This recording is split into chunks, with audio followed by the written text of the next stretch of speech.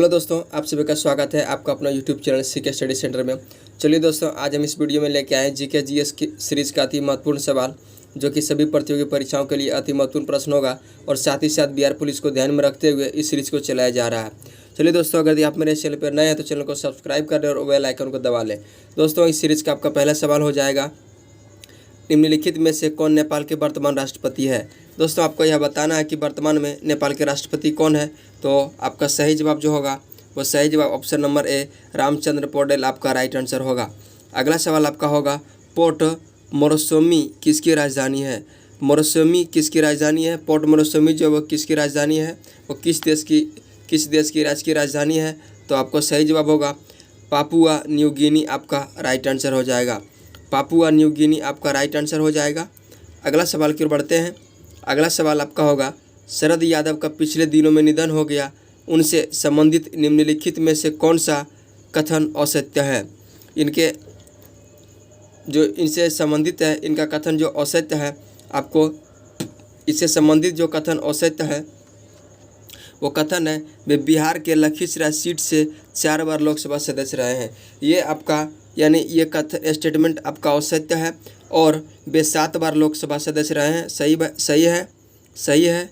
और वे श्रम मंत्री, नागरिक उड्डयन मंत्री, कपड़ा मंत्री भी रह चुके हैं। सही बात है। वह जनता दल यूनाइटेड के पहले राष्ट्रीय अध्यक्ष थे। ये भी बात सही है। चलिए दोस्तों, लेकिन इस प्रश्न में जो आपको पूछा जा रहा है कि इसका स्टेटमेंट कौन सा गलत है, तो यह स्टेटमेंट आपका ऑप्शन नंबर डी गलत है, जो कि बिहार के लखीसराय सीट से 4 बार लोकसभा सदस्य रहे हैं। यह बात गलत है। अगला सवाल आपका हो जाएगा, श्यामा शरण नेगी का पिछले दिनों निधन हो गया, वे क्या थे। श्यामा शरण पिछले दिनों निधन हो गया था। वे स्वतंत्र भारत के पहले मतदाता थे। स्वतंत्र भारत के पहले मतदाता आपका श्यामा शरण नेगी थे, जो पिछले कुछ दिन पहले इनका निधन हो गया था। अगला सवाल आपका हो जाएगा, क्रॉप्ट 2023 का CORPAT 2023 का निम्नलिखित में से किस देश के साथ संयुक्त सैन्य अभ्यास है। तो यह जो अभ्यास आपका है, यह अभ्यास थाईलैंड के साथ होता है। अगला सवाल होगा, बिहार सोशलिस्ट पार्टी कब गठित हुई है। बिहार सोशलिस्ट पार्टी कब गठित हुई है। तो ये पार्टी आपका 1931 में यह गठित हुआ है। 1931 में यह पार्टी गठित हुआ है। अगला सवाल आपका हो जाएगा, बिहार में आज़ाद दस्ता सक्रिय रहा है। बिहार में आज़ाद दस्ता सक्रिय रहा है चंपारण सत्याग्रह के दौरान बिहार में आज़ाद दस्ता सक्रिय रहा है। विश्व ओजोन दिवस किस तिथि को मनाया जाता है। विश्व ओजोन दिवस 16 सितंबर को मनाया जाता है। पूर्ण रूप से भारतीय द्वारा प्रतिबंधित प्रथम बैंक कौन था। पूर्ण रूप से भारतीयों द्वारा प्रतिबंधित प्रथम बैंक कौन था। तो ये बैंक आपका पंजाब नेशनल बैंक था। चलिए दोस्तों, हम अगला सवाल की ओर बढ़ते हैं। अगला सवाल आपका ये रहा। अगला सवाल आपका ये है, निम्नलिखित में से किसके द्वारा बैंकिंग लोकपाल की नियुक्ति की जाती है। तो निम्नलिखित में से किसके द्वारा बैंकिंग लोकपाल की नियुक्ति की जाती है। तो ये भारतीय रिजर्व बैंक RBI के द्वारा बैंकिंग लोकपाल की नियुक्ति की जाती है। अगला सवाल आपका हो जाएगा, भारत में मुद्रा की दशमलव प्रणाली किस वर्ष अपनाई गई थी। भारत में दशमलव प्रणाली किस वर्ष अपनाई गई थी। तो यह जो वर्ष था वो वर्ष 1957 था। 1947 में ही आपका भारत में मुद्रा दशमलव प्रणाली अपनाई गई थी। भारत कर व्यवस्था में वस्तु एवं सेवा कर कब लागू किया गया था। यानी भारत में GST कब लागू किया गया था, यह प्रश्न आपसे पूछा जा रहा है। क्वेश्चन नंबर 12 में आपका ये है कि भारत में GST कब लागू किया गया है। तो यह GST आपको 1 जुलाई 2017 को लागू किया गया है, जो कि ऑप्शन नंबर डी आपका राइट आंसर होगा। केंद्र सरकार ने वार्षिक वित्तीय विवरण, जिसे बजट भी कहा जाता है, वो किस संवैधानिक अनुच्छेद के अंतर्गत वर्णित है। यानी बजट वो संविधान के किस अनुच्छेद के अंदर संवैधानिक अनुच्छेद के अंतर्गत वर्णित है? तो ये आपका ऑप्शन नंबर बी अनुच्छेद 112 के संवैधानिक अनुच्छेद के अंतर्गत यह वर्णित है। निम्नलिखित में से कौन सा प्रत्यक्ष कर का उदाहरण नहीं है? प्रत्यक्ष कर का उदाहरण निम्नलिखित में से कौन नहीं है? वो सेवा कर। सेवा कर प्रत्यक्ष कर का उदाहरण नहीं है। सरकार द्वारा पुरानी मुद्रा को समाप्त कर नई मुद्रा चलाना कहलाता है। यानी सरकार द्वारा पुरानी मुद्रा को ख़त्म करके नई मुद्रा लाना वो क्या कहलाते हैं? तो वो आपका विमुद्रीकरण कहलाते हैं। विमुद्रीकरण आपका सही जवाब होगा। अगला सवाल होगा, मुंबई स्टॉक एक्सचेंज की स्थापना निम्नलिखित में से किसके द्वारा की गई थी? मुंबई स्टॉक एक्सचेंज की स्थापना किसके द्वारा की गई थी? ये प्रेमचंद्र रायचंद्र के द्वारा मुंबई स्टॉक एक्सचेंज की स्थापना करी गई थी। यदि किसी अर्थव्यवस्था में मुद्रास्फीति निरंतर बढ़ रही है तो केंद्रीय बैंक निम्न में से क्या कर सकता है? यानी केंद्रीय बैंक निम्न में से वो क्या कर सकता है? तो वो रेपो रेट दर की वृद्धि कर सकता है। रेपो रेट दर की वृद्धि कर सकता है। आपका सही जवाब ऑप्शन नंबर सी हो जाएगा। अगला सवाल होगा आपका, भारत में बैंकिंग विनियम अधिनियम किस वर्ष पारित किया गया था? बैंकिंग विनियम अधिनियम विनियम कब पारित किया गया था? तो ये पारित आपका किया गया था 1949 आपका सही जवाब होगा। 1949 आपका राइट आंसर होगा।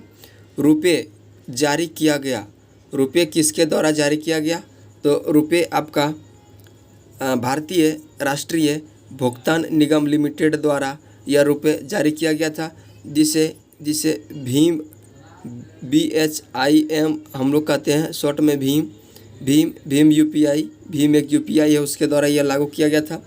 हाल ही में केंद्र सरकार द्वारा बीमा क्षेत्र में प्रत्यक्ष विदेशी निवेश को कितना प्रतिशत कर दिया गया है? तो ये केंद्र सरकार द्वारा बीमा में आपका 74% निवेश करने की वृद्धि की है। और अगला सवाल है, ओवरड्राफ्ट खाते में ग्राहक का डैश होता है। ओवरड्राफ्ट खाते में ग्राहक का डैश होता है तो वो आपका देनदार होता है। आपका देनदार आपका राइट आंसर होगा। देनदार आपका राइट आंसर होगा। 12वीं पंचवर्षीय योजना की अवधि क्या थी? 12वीं पंचवर्षीय योजना की अवधि क्या थी? 12वीं पंचवर्षीय योजना की अवधि क्या थी? 12वीं पंचवर्षीय योजना की अवधि क्या थी आपको यह बताना है। आपका सही जवाब जो होगा वो सही जवाब आपका option number C, option number C 2012 से 17 आपका 12वीं पंचवर्षीय योजना की समय अवधि है। अगला सवाल है, गोल्डन हैंडशेक स्कीम किससे संबंधित है? गोल्डन हैंडशेक स्कीम किससे संबंधित है? तो ये आपका स्वैच्छिक सेवा निवृत्ति से संबंधित है। ऑप्शन नंबर डी आपका राइट आंसर होगा। अगला सवाल की ओर बढ़ते हैं।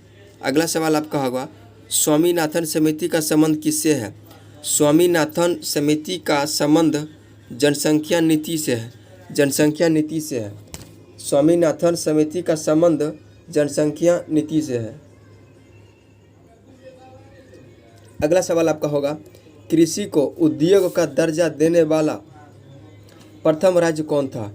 कृषि को उद्योग का दर्जा देने वाला प्रथम राज्य कौन था? तो यह जो प्रथम राज्य था आपका महाराष्ट्र सही जवाब होगा। भारत में परमाणु ऊर्जा कार्यक्रम का प्रारंभ कब से हुआ यह माना जाता है? यानी भारत में परमाणु ऊर्जा कार्यक्रम का जो शुभारंभ किया गया था यानी प्रारंभ किया गया था वो कब किया गया था? वो आपका 1948 में किया गया था। 1948 आपका सही जवाब होगा।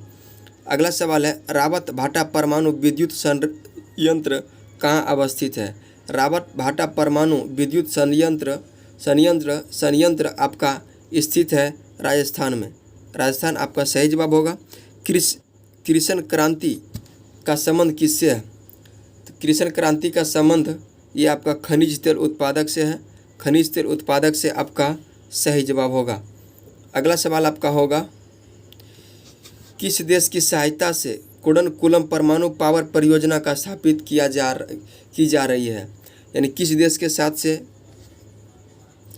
किस देश की सहायता से कुडनकुलम परमाणु पावर परियोजना का स्थापित किया जा रहा है? तो ये सहायता आपका रूस की सहायता से है। केंद्रीय जल विद्युत शोध केंद्र कहाँ स्थित है?